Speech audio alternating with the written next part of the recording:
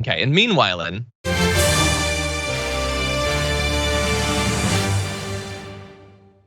love that. Meanwhile, in the metaverse, over in Web3, which is just gonna nail everything and it's all gonna be smooth sailing.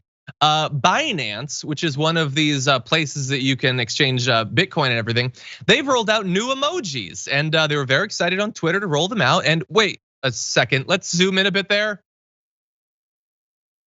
That's just a swastika. That's all that. That's a fancy Legend of Zelda themed swastika, is all that is. Kyla, what do you think about the emoji they decided to roll out?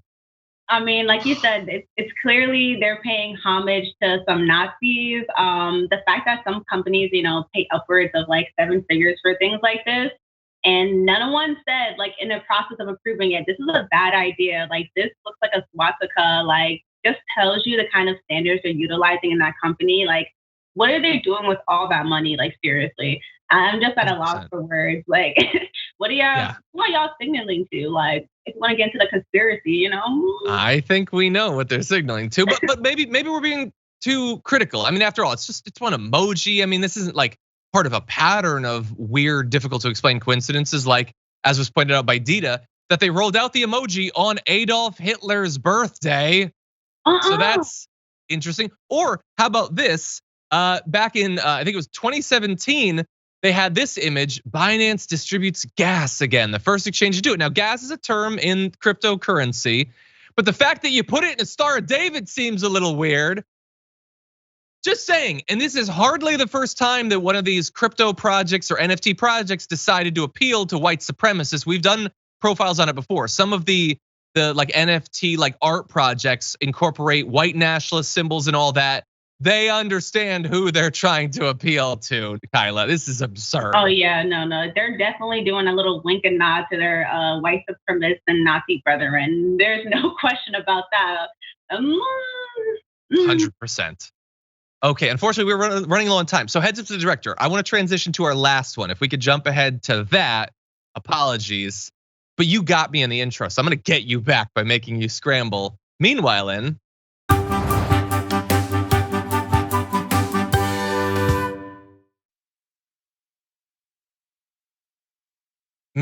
in South Africa, absolutely devastating flooding that you might not be aware of. In American media, it's not being covered a lot, but this is flooding that has already killed hundreds of people in just South Africa. Emergency crews, as we film this, are searching for people through the rubble, trying to identify survivors.